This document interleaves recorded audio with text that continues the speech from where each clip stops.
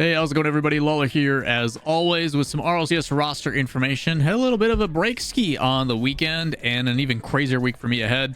As always, if you guys want to stay up to date, check out the description where we have the RLCS roster document. Keep you guys up to date with all things Rocket League related. Just as a heads up, I will be out of town this week, Tuesday, Wednesday, Thursday. So if I do get a little bit behind on stuff, just know we'll have a roster update video probably for you guys like Friday. I'm balancing like the house flood stuff and us trying to get our furniture back and get our lives back to normal. It's only been 10 months, so would be nice to like have a living room again. Either way, if you guys want to stay up to date, check out the document, hit like, subscribe, turn on notifications. I will do my best to keep these videos coming for you. You guys may get a cheeky hotel video recording. First things first, let's talk about it. We do have updates and confirmations now. It is no longer rumors. A bunch of teams making changes. Again, some of these are going to be a little bit outdated for what you guys may know, but if you guys aren't on the Twitters or the Reddits, been rumored that we're going to be seeing two of these players go elsewhere with a new forming of roster, and we do get some more confirmation leading into it. First Killer, Chronic, LJ, Sad Jr., and Cresper, their manager, parting ways. Ultimate's no longer in the RLCS at this current moment. Whether that will change in the future, we do not know. Now, we've seen obviously the Ultimates have their highs and lows. Had some really big moments starting off the season with the second place at the Birmingham Major. Pretty good, but we've seen some lows as well. And the conversation surrounding First Killer continues. While talented, while all the skills and capabilities, is it enough to lift the trophy, to win the big event, whether it be a major or otherwise? And so far the answer has been no. Why is that? There was rumors of First Killer going to Europe. There was even a online Twitter conversation called Spaces or whatever the heck it is with T-Bates and a bunch of others, and basically said and this is First Killer's words, said outside of NA, NRG, we're chalked, we're cooked. You've got Energy and then the rest of NA, and there's not many choices. So yeah, going to EU sounds like a really good idea, because that was the rumor. You were supposed to go to Vitality with Exotic and Zen. After we have the release and everything else, we do have Dignitas also making changes. We heard rumors about how they were splitting and looking at other options. Rumors currently are with Stizzy going to Vitality, which means FK may be back in NA.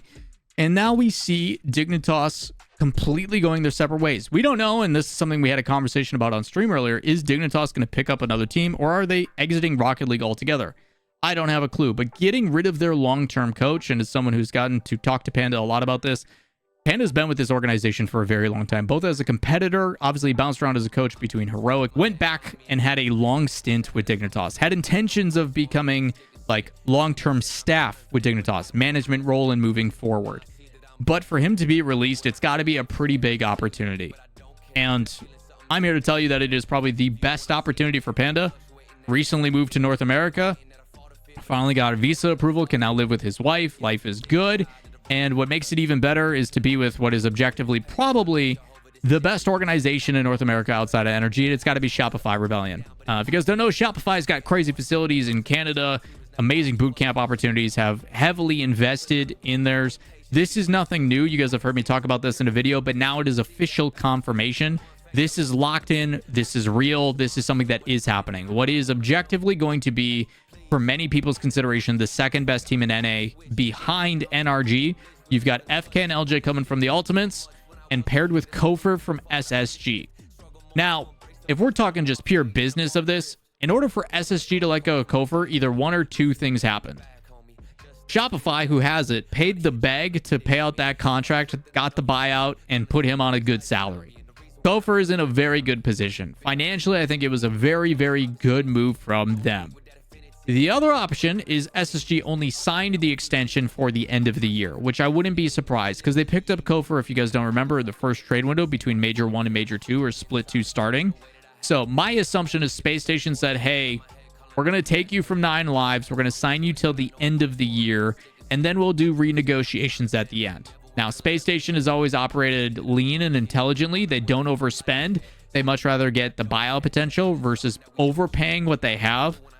My assumption is Shopify came in and gave Kofer an offer that made a lot of sense financially, and Shopify's like, yeah, he's ours, because Space Station's not going to match that or pair that, and I do not blame them. So they probably paid a lot for this roster. I think I titled that video that Shopify is going all in, and they are. A lot of people have been questioning LJ's impact, and I don't think he needs to have the same level of impact he had on Space Station as the hard carry when he was with Chicago and other. This case, I think demos are going to be opened up quite a bit for Kofor. Let the other two kind of do what they do best. I'm very interested to see what this does, and with a very, very different coaching style from what they've had in the past. I'm very interested to see on what ViolentPanda does with these three. Up next, we do have some further confirmations about Atomic. Obviously, the former Twisted Minds roster has decided to release and try to figure out. Rumors currently state that Atomic may be going kind of back to the Magnifico type era, where they were super close to making majors at one point when they were tied with Vitality. But some things to note. Tox is back and Raziers is back. There's a lot of conversation about Raziers potentially re-signing over an OCE with one of the teams as an import over there. We saw him do that with Healthy Chiefs last year. That is not the case. So he is back. Atomic, Tox, and Raziers. You even saw Atomic talking about how, hey, keep doubting me. I'm going to keep proving you guys wrong. Curious to see on how this team plays out. Unfortunately, no organization associated with it in the current rumors, which does make it a little bit more difficult. Having that org backing and support does alleviate a little bit of stress. It does provide a little bit more help. Going to be fighting for everything. It is that unwanted pressure of like, if we do not perform here, we are out of the running. We also, earlier in the conversation, did kind of build out what rosters look like. EU is like a proper like 8 or 9 teams deep of talent. Like, it is not easy. And what means they have when it comes to making the first like kickoff tournament in Copenhagen, because it is NA and EU only, and we'll talk more about that towards the tail end of the video. Teams that make that event are, because they are at a major event and have the opportunity to be in a LAN setting, if they win, they automatically qualify for the major. Like, there is a lot of pressure, and there is a possibility that if you are one of the teams that makes the kickoff LAN, your chances of getting picked up are significantly more likely. So a lot of pressure on that first open that's happening here in just like a month.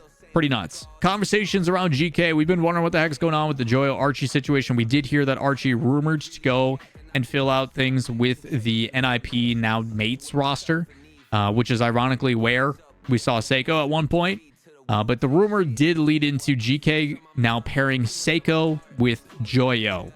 Seiko as a player, I think, has seen a pretty interesting career when he originally started with the Endpoint roster and came in as like the superstar before he was brought to BDS and, you know, went and did his whole thing there, which obviously worked out pretty dang well. And there was rumors of Jack potentially rounding out the roster, weighing his options between Twisted Minds and GK. So to me, the three players that I was keeping my eyes on particularly were Seiko, because he was the only one left available. Eugen, you know, obviously there's rumors of him playing with like Matzer and Radosin, I think, at the current moment. So we'll see how that one plays out. But Seiko was a player that I've had, you know, a lot of respect for. I think him and Juicy have been heavily underrated and don't get the same level of attention they deserve. Seiko's still really, really talented, has played with English-speaking rosters in the past. So I was interested to see where he ended up landing. And then same thing with Rise. Whether Rise sticks with Twisted Minds or he goes elsewhere, the opportunities are becoming less and less. Like, there is less rosters available that give you like a proper competitive side of things. Because I look at Rise and I go, hey, you have Joria's Oli, but that's already being talked about being fulfilled. So where do you go? I think if I'm Rise, the best opportunity for me is to stick with Twisted Minds at this point. That being said, if Seiko does go with Joyo and then it becomes Jack, so Jack, Joyo, and Seiko, that to me, I do not know what to expect. The talent is definitely there. The midfield presence is definitely there. The reliability on defense is definitely there. Like, I think on paper, there is quite a bit of potential with the roster. Org backing and all. Ixo, I don't know if he's staying as coach. I do not know how that's going to play out or if they're going to try something different. We do have more information coming that from Shift, this is the latest roster update that happened on the 29th, which I'm pretty sure is today, that Jack is looking likely to round things out. I talked about in previous videos that Jack is the missing puzzle piece for all of these teams. Hey, he's got a great content-focused, heavy brand.